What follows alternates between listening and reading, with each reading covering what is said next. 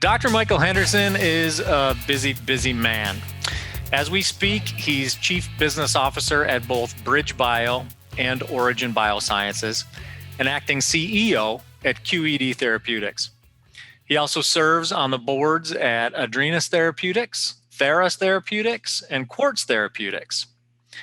On the heels of his academic experiences at Stanford and Harvard, he conducted medical research at Oklahoma Medical Research Foundation and Mass Gen. He co-founded and served as co-editor-in-chief of the Harvard College Global Health Review. He co-founded the pharma company Pellepharm, and he did project and associate work at both Kaiser Permanente and McKinsey & Company. I'm Matt Pillar, and I'm thrilled that as Dr. Henderson is spinning all these plates, he's also joining us for today's episode of the Business of Biotech. Dr. Henderson, welcome to the show. Wonderful to be on. Thanks for having me. Yeah, we're thrilled to have you. And I'm also happy to have my friend and colleague, Aaron Harris, chief editor over at Cell and Gene, back with us for today's conversation. Aaron, it's great to see you. Same to you. I love to be here. Thanks. Awesome. So today's topic of conversation is BridgeBio, and more specifically, its unique approach to connecting academia to industry. We're going to dig deep into that, but before we do, I want to get to know Dr. Henderson just a bit better. So, Dr. Henderson, it appears on paper that you sort of came out of the gates of Stanford and Harvard and immediately began to mold this career in biotech management by wildly diversifying your experiences. Your CV reads like a 60-plus-year-old's might, yet you're only, I believe, 31 years old. So you've done a lot already. Give us some insight into the intentionality of your career progression.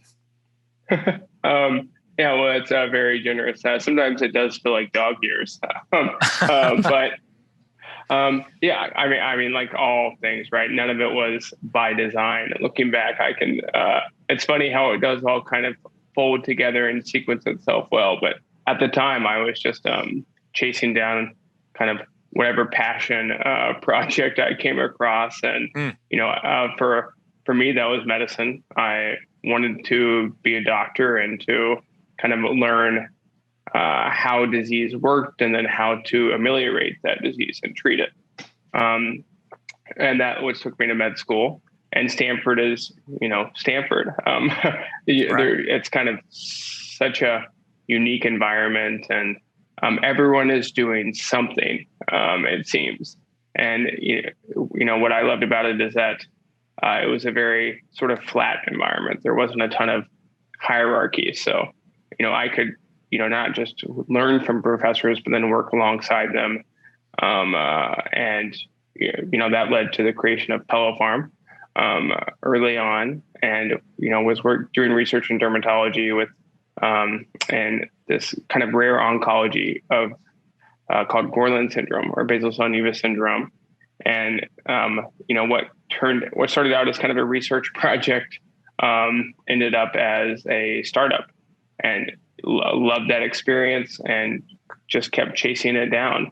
And that led to, more exposure to venture capital, more exposure to company creation, more exposure to just things outside of traditional medicine, and the traditional practice of medicine, which, in hindsight, people always ask, oh, did you go to med school knowing that you didn't want to practice medicine? And I'm like, no, you have to be, you shouldn't go to med school if you just see it as kind of an end game. Right. It'd be pretty hard to get through, I think, if you saw it as just a checkbox activity. Sure. Yeah. But no, I went there looking for how to help patients, and then saw that there was a path to help a lot of patients potentially, particularly through that experience, and then treating disease more broadly, and just kind of kept pulling on that thread, and still find myself pulling on that thread at BridgeBio, and just trying to treat as many diseases as possible. Yeah. Very cool. So I want to get into your transition to BridgeBio, but before I do, real quick follow-up question. You mentioned that you got your first taste of entrepreneurship sort of as a project that turned into a company, and you said you loved it. What did you love specifically about that? I talked to a lot of first-time CEOs in the life sciences space who they share what they love. They also share what they don't love, right? There's a love-hate relationship with different aspects of that, startup mentality. Real quick, what did you love and what did you not so much love? Yeah, no, it's a great question. I hope my answer kind of stacks up to some of the others that you've had. But for me, I loved going, for me, at the time, especially, I was going from the classroom where I was learning about, learning the most up-to-date treatment paradigms, right? The most recent, NCCN cancer guidelines, right? And learning a bit around, right, the big breakthroughs that had just been seen, and anything from like new antibiotics getting approved to new regimens for HCV on the horizon to XYZ. And then I would step out of the classroom, and in biotech, where there's such a long just lag cycle, right, from kind of conception to eventual approval and implementation into the guidelines of medicine, I would feel like I was seeing the future. I was seeing 10, 20 years down the pike as to what was possible, right? If things went well, of course, but kind of that, to me, that was just I wanted to live more in that world and think about how to improve what could be improved upon, given that there was still so much unmet need. So kind of that, just that glimpse into the future was really fascinating. Yeah. And then on the flip side of that, what was the hardest or maybe most disliked thing about being an entrepreneur in the biotech space? Yeah, I think that there it is, especially working with incredible scientists coming out of Stanford, had devoted their life to this, et cetera. Passion and commitment doesn't always equate to a widely accepted investment thesis or idea. Right? Like that sort of dedication, and like if you just put more hours into it, put more work into it, it doesn't oftentimes an unfundable idea is just going to remain that. Sure. It'll be unfundable for a reason, and right, especially if something was too rare, or especially kind of if something was too rare, but the idea was really strong. Recognizing that those two just wouldn't come together probably to enable it to go forward for very rational reasons. It was just sad. Yeah. If I was a better host, that would have been a perfect segue to the heart of today's conversation around bridging academia and industry. I'm an average at best host. So before we make that segue, just real quick, how did you end up at Bridge? Yeah. So at the time we were working on this, an idea for Borderline syndrome or basal cell nevus syndrome. And the idea was simple: take a systemic drug and make it topical, and treat the disease at its source for a rare population. It made sense. And we went and we talked to a lot of smart people who thought it made sense, but they then would ask, oh, great. Like, what's next? What's the other idea? What's the pipeline? What's the, novel technology that you have around this? Mm-hmm. It was like, oh, like like what formulation technology you're going to have to deliver everything to the skin? We're like, no, like we don't have that story, right? We don't have, like, this isn't a platform, and everyone was looking for a platform, right? A platform is de-risked by virtue of it's hard to kind of prove a negative across everything at once. Instead, we just had a single asset, a single idea. So I had, by this point, right, we had been progressing at kind of on nights and weekends. I finished med school actually and was at McKinsey at the time. And Neil Kumar had just gotten BridgeBio going, and he had heard the pitch when he was at Third Rock before. And Third Rock, right, it didn't fit their kind of company creation platform motto. Right, they were doing other incredible things. But when he kind of kept seeing similar ideas like this, right, really compelling, genetically driven diseases, treat the disease at source, should have a high probability of therapeutic success, but not getting funded because it didn't fit this broader narrative. So he had the idea, well, what if the narrative was we collect these sort of overlooked assets, right? These individually risky but holistically de-risked assets into a portfolio, right? Apply portfolio theory to early stage biotech. Yeah. And once he kind of struck out and got that vision going, he invested in Telefarm, and I got to know him through that. And it was a pretty easy decision to leave McKinsey and come and do what I kind of enjoyed doing on the nights and weekends during medical school, looking for these ideas and figuring out how to push them forward. Cool. Yeah, nice. I think speaking of the overlooked genetic diseases that you referred to just then, BridgeBio really does have a unique business model in that you are quickly developing these drugs for these previously overlooked genetic diseases, but via your dedicated subsidiary companies, right? So can you talk to us a little bit about what that actually looks like in practice? Yeah, of course. So I think that the traditional way of doing biotech and pharma is, it's not kind of a one size fits all approach, right? So there's never been more and more money going to biotech than there is today, which is amazing, super exciting. But you know it better than I do, right? Like what you'll report on will be, it's no longer 20 million Series A, it's 120 million Series A, 250 million Series A. It's like you can't guess a number high enough to win the Price is Right game. Sure. Like it just keeps going up because you have more and more money going to these big ideas, and big ideas are amazing. Like big ideas right now are literally saving the world, and we're getting vaccines faster than we ever would have without those big ideas. But rare disease, often you don't necessarily need a really big idea to go after what is a pretty simple problem, often for many of these diseases. And that's great. So it should be easier and faster.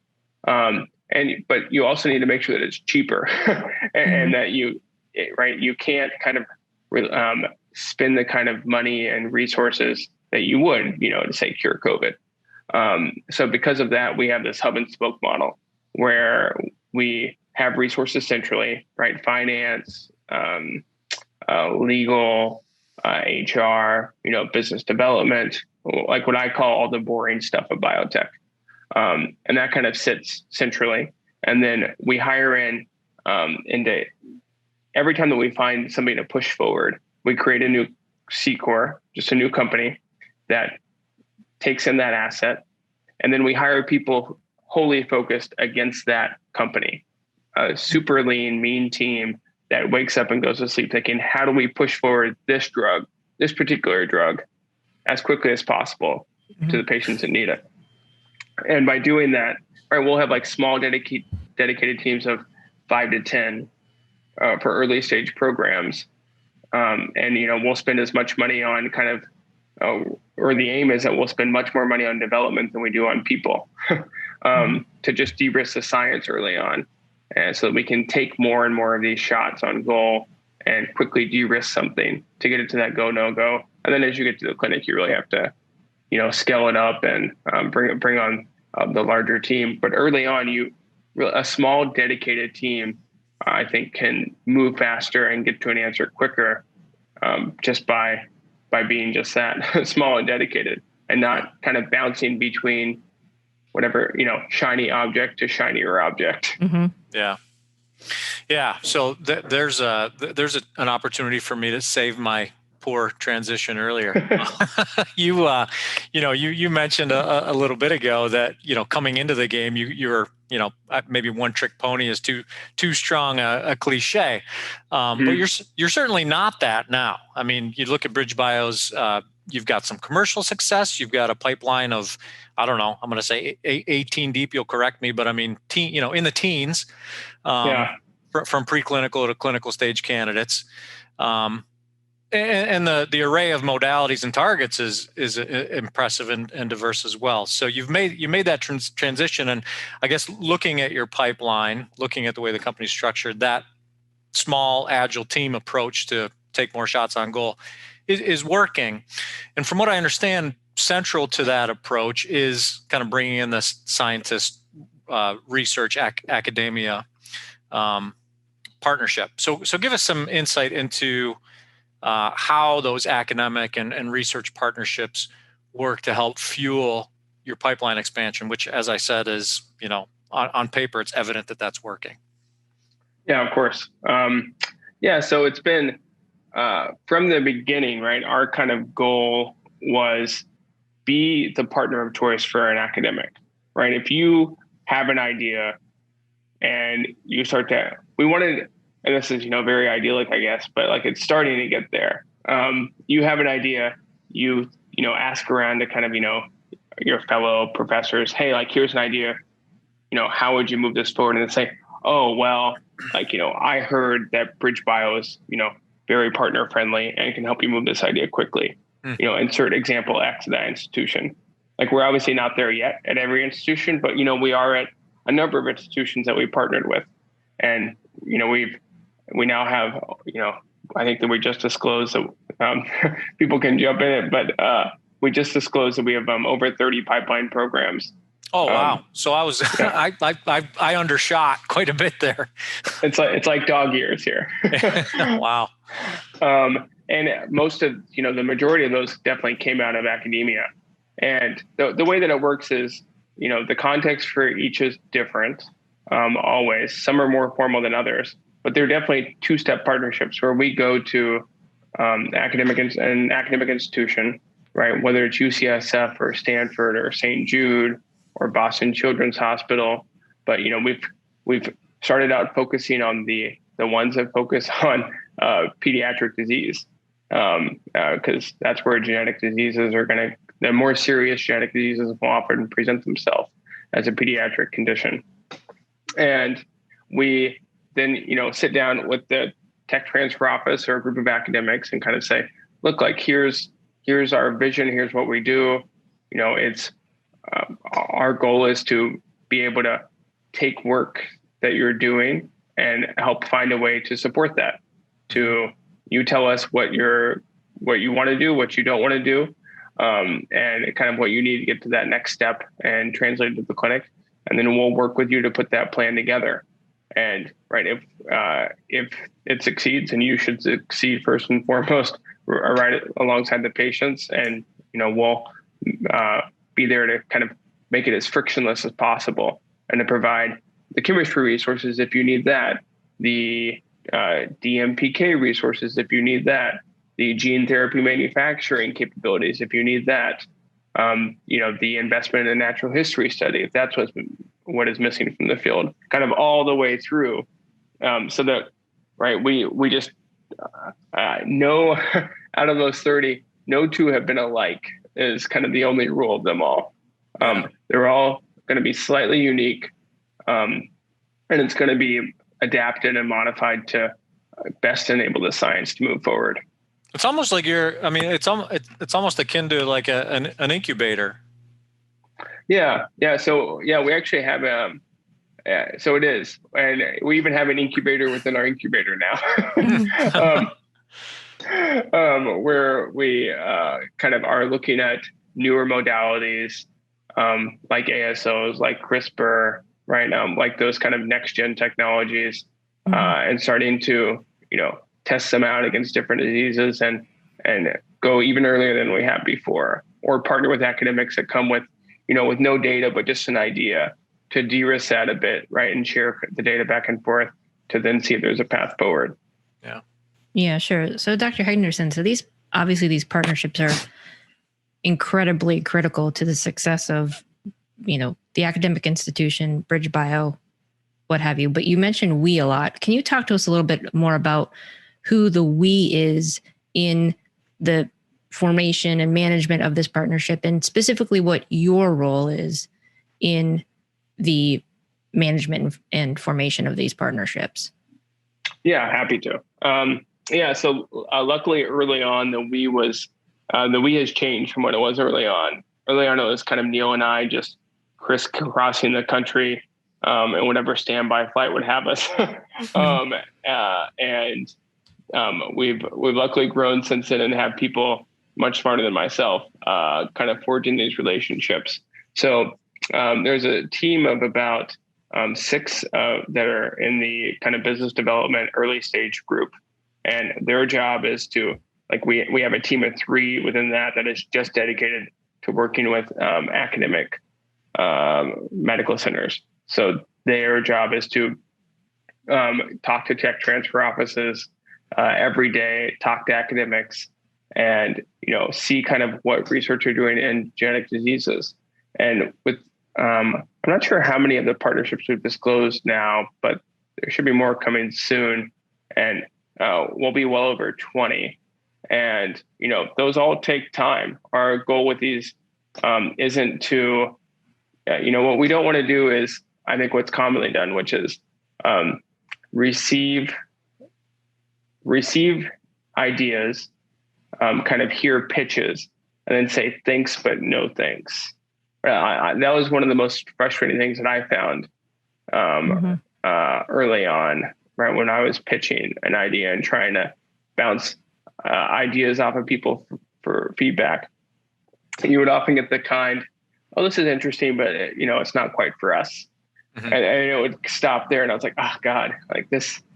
I just spent an hour talking to you. Can't you spend 5 minutes talking to me back, and at least give me some real guidance here, so I can make it better." I don't want to keep hitting my head against a wall. So what we do with a lot of these is we'll have within them focus days, or we'll have RFPs, and then we'll meet with everyone that submits an RFP as a request for a proposal, kind of like a grant idea. And then we meet with them, and 1 or 2 people from the team, sometimes including myself, will sit down with them and just go over their proposal and provide very transparent feedback about, look, this is great, but this is more discovery and less translational. This is how, if you wanted to adjust it to this to get to a clearer experimental design to test the therapeutic hypothesis versus, delineate the potential pathway, this could be interesting to us. And try to dive into the science and really, share the feedback in a way that is valuable to the institution, and specifically to the investigators that are spending their entire lives devoted to these questions. And it takes a lot of time, and it does take a small army to do that. So luckily we are built up that force and are continuing to do so. The Business of Biotech is brought to you in partnership with Cytiva. Together, we're committed to helping the leaders of new and emerging biopharma companies navigate the financial, organizational, human resources, and regulatory waters you'll encounter on your way from discovery to the clinic and beyond. Check out a host of useful resources for biotech leaders at Cytiva's Emerging Biotech Accelerator at cytivalifesciences.com/emerging biotech. That's CYTIVA lifesciences.com/emerging biotech. And it sounds like, so the formalization of these 2-step partnerships that you're referring to, they're all unique. They all have their own process. How would you say, what is the common thread though among all of them that you could perhaps tell our listener about? So it sounds like, you go in, you have this idea of what's going to happen or a plan. However, they all go differently. Is there a common thread though among how the partnership's formed? Yeah. That's a great question. I think that the common thread, would have to be that in each and every interaction that we have, like the common thread is just dedication to rare disease in some way. Sure. Right. All these institutions have investigators, and their mission is to like push the boundary of knowledge a bit further to further get at like what is the truth in tackling a disease and how can we do that. And so it's an incredibly it's a very like lucky, incredibly lucky position to be in, to just like get to kind of feed off of everyone's passion, right? Like you get into these meetings and you get into each of these interactions and you just walk out of the room just so jazzed, just like ready to like run a marathon or something, because like there's so much passion is just evident in the work that they do. And I think that's probably the common thread, right? Everyone is working on it across different modalities. They're working across different genetic diseases. They're working across like everything else is different except for that kind of unifying passion. Yeah. So there's to take that passion. I mean, you make it sound so easy. You've got an idea, you've got passionate people behind the idea. You spin up a C Corp, you run after it. But there's in any relationship, there's got to be some expectations of each partner, right? So I mean, not that I want to take the wind out of the sails, but totally. I want to kind of get into the business, the transactional part of it, right? That's a business relationship. You start a new, any series of new companies. What are the expectations that one, you have of your partner, and two, that your partner sort of has of you as a as an incubator and supporter of sorts? Yeah, the hard questions. No, so sorry. So it's actually it's definitely a two-way process, and a two-way relationship. And like the mechanics of it really are right. We'll sit down with an investigator, and depending on the problem that they're trying to solve and kind of how far away from the clinic, et cetera, right? We'll sit down and kind of spell out with them. Here's like the rough, here's the historical probabilities of success. Here's kind of the market potential eventually of this, the patient unmet need, all the competitive programs that are kind of out there that are known, and right, the dollars that it would take to kind of get there.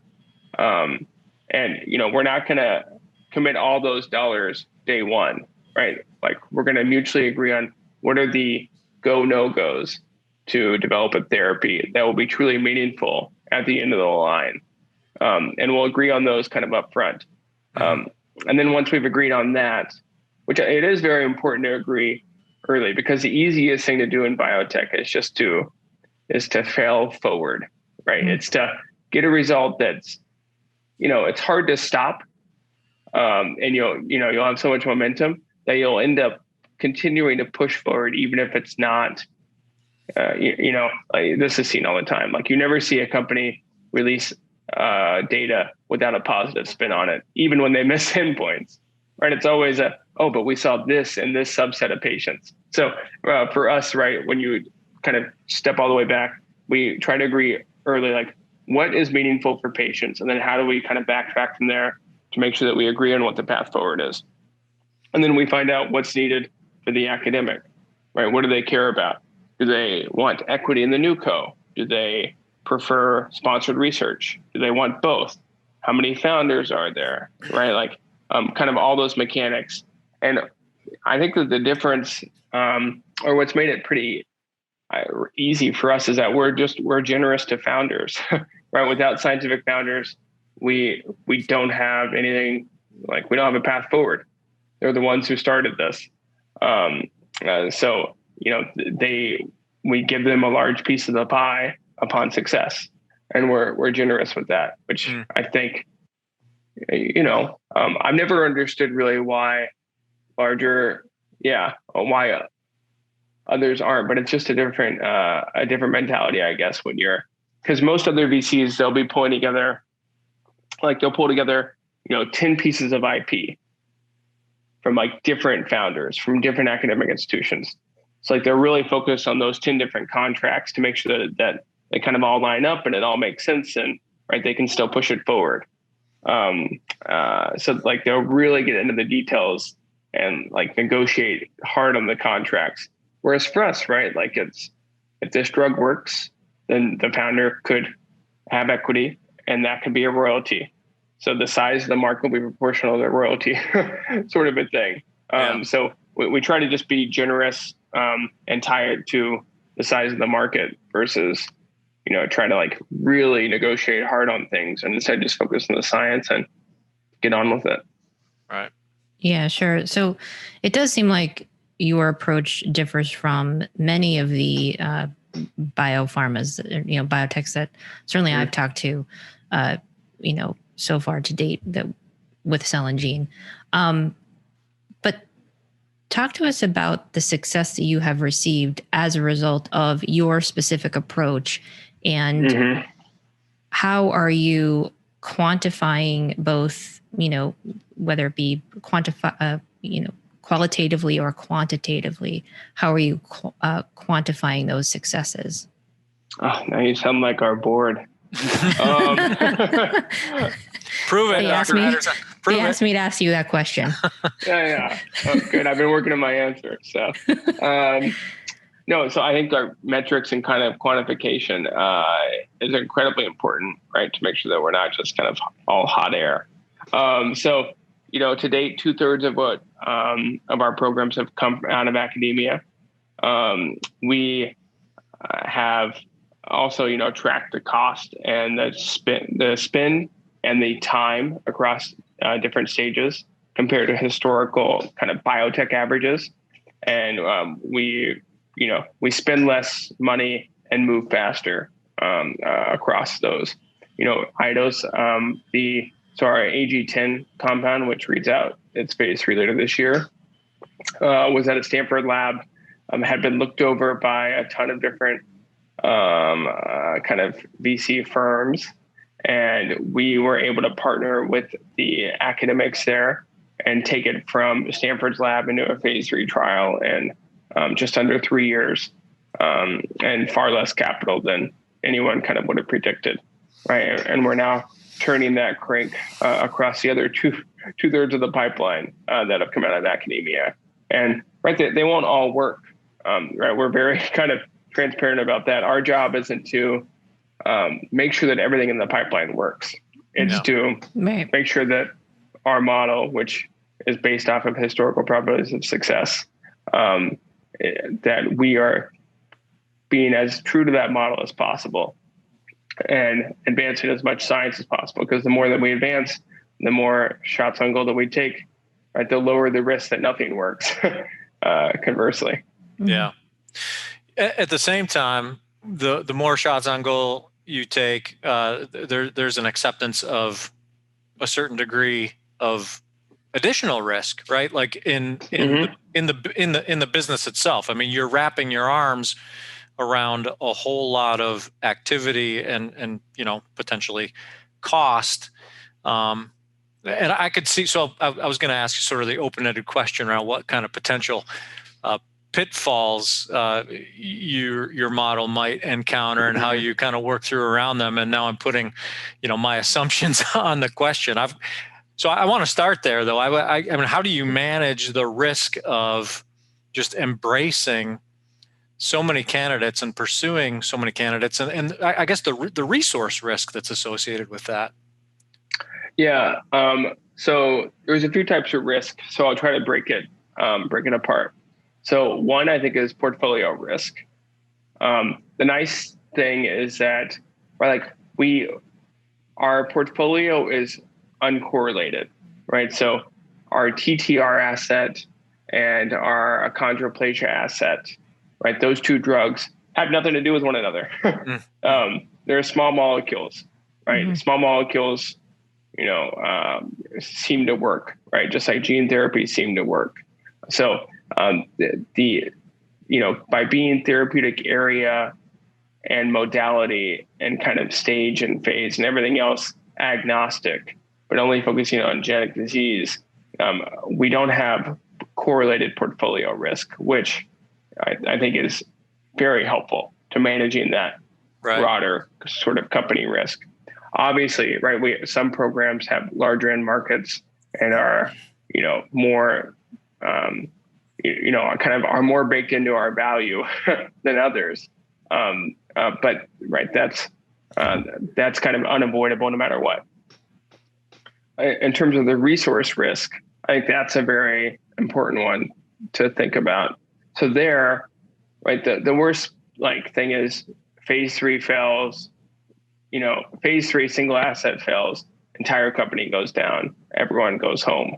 Mm-hmm. By having this kind of, 30 different programs, a lot of those, and always looking for new programs, we're able in the cases of failures to, not with 100% accuracy by any means, but with pretty strong, we have a pretty strong ability to kind of move people or offer people a chance to go to a similar role in a different company quite often. And then it's up to them, of course, they might choose not to. But we're able to kind of, in the cases where we've had failures, find or offer kind of new homes for the majority of people, right? Like clinical operations is clinical operations. There's a lot of flavors of it, but our clinical trial companies, clinical stage companies are always going to have a ClinOps person. So, and a really strong person in one trial can apply those same skills, right? Same with CMC, same with, kind of lab research associates, et cetera. Where it gets tricky is, if we have the best CMO for, disease of the left toe, and then we find out that we don't have a great approach for the disease of the left toe, it's hard to find a new home for that for really specialized know-how. Mm-hmm. Yeah. But, often that really specialized know-how, they're specialized for a reason and don't want to work on the right toe anyway. Right. They're going to go find the next best approach. Yeah. Yeah, sure. I want to circle back quickly to the partnership topic we talked about a little bit earlier. Mm-hmm. And specifically because it's so important to the advancement of the entire sector, what would be your advice to your peers among the new and emerging biotechs seeking to improve, start, foster the academic research partnership? I want to piggyback on Aaron's question real quick, Dr. Henderson, just because I'm interested in a specific angle to your response to this question as well. More often than not, when I hear, when I have a discussion with a biotech CEO about academia, the conversation isn't necessarily, I don't want to say they're disparaging of academia, but it's not necessarily a glowing, endorsement of academia's ability to transition, to your point, an idea to the market. So just in the context of that comment, Aaron's question is super relevant. I mean, these, there are a lot of folks in your seat who I think discount the role that research and academia can play in their pursuit of commercialization. Yeah. No, this is I'll try not to throw too much shade here. But I find it one of the most frustrating ironies, right? Without academia and the discoveries being made coming out of academia, then I wouldn't have a job. There wouldn't be therapies getting to patients. And so many of my peers I find it's so easy to sit back and complain about academia and be oh God, well, they don't know how to do it. And when it's it's no shit. Their job isn't to develop drugs, it's to discover new insights and to enable us to do our job. So expecting kind of coming in with that just a pretty obnoxious tone that a lot of kind of people have, where it is a disparaging tone that's often taken by the industry towards academia. And I just find it incredibly frustrating. Like, academics should be lauded because they're the ones that, academia is not easy. Like, oh my God, like getting a grant these days has never been harder. Tenure has gone away in a lot of places. There are budget cuts right now, especially. But to stay in academia, requires just this unbridled dedication and passion that I find inspirational. And we all should, and we should honor that. And, not haggle over a few, points on a contract when we're taking someone's life work and translating it forward, right? Yeah. We should be realistic about what academia is great at and what they didn't sign up to do as well. And then mold the solution to best enable that. It is I always feel like it's kind of like the cool kids at the table, doing their thing and just talking about the nerds and how they're just not cool, except I'm well, the nerds are the ones that are going to get shit done. And I think I'm one of the nerds. So maybe it's this deep seated thing. Yeah. Well, nobody better to bridge the gap, right? Yeah, exactly. No pun intended with the name. Bridge the gap. Yeah. Exactly. Cool. We're running short on time, Dr. Henderson, but I want to give you an opportunity before we wrap up to share any news out of BridgeBio or share any updates you'd like to on the pipeline, specifically the biologic and gene therapy pipeline, kind of wherever you want to go with that news out of Bridge. Oh yeah. So I mean, this is a transformational year for us. It's really big. My wife was asking me the other day, when are we going to go on vacation, by the way? It's been a while now. But I mean, it's just been under 6 years. We now have over 30 programs. We've gotten our first approval done with molybdenum cofactor deficiency type A, which is an ultra rare condition. That was in February. Our next approval, fingers crossed, is due up in May with cholangiocarcinoma, which is bile duct cancer, having a readout. And we just did a large partnership with Henderson on that we announced last week. And, that's first quarter, right? We're preparing for near-term data across all of our 4 core value driving programs, including our first gene therapy program that we put in the clinic for congenital adrenal hyperplasia that will have data in the next year, which is, really excited about. That was one of the earlier programs that we did. And it's an incredibly common condition as far as rare disease goes, and a large unmet need. And, in addition, we have, we could spend another podcast or two just talking about our gene therapy pipeline and kind of all the work that we're doing there. And we now have, we disclosed, I think, 3 of them, but we have about a half dozen gene therapy programs, which is pretty sizable when it comes to gene therapy programs. Sure. Yeah. Should be a big year. Yeah. Very excited. It's kind of sounds like Mrs. Henderson's going to have to wait for that vacation a little longer. Oh, Miss Tran. She didn't like my name. All right. Well, either way, she's waiting for that vacation. Like I said, I said from the outset, you're a busy guy. But congratulations on the successes so far, and the unique business model you've created. We'll be certainly interested in following along as you move forward. And by all means, you're the one that just made the offer for a second or third podcast to discuss your gene therapy. But we will do that. We'll take you up on that. Definitely. Sounds great. Hopefully we can discuss some initial data when it becomes available. That'd be a lot of fun. Yeah, for sure. We'll, like I said, we'll keep our ear to the ground on that.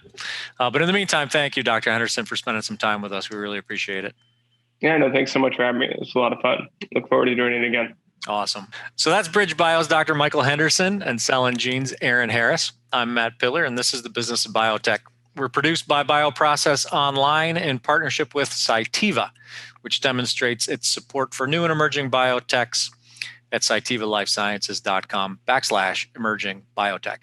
Check that out. Please visit bioprocessonline.com and cellandgene.com to sign up for the newsletters that Aaron and I curate.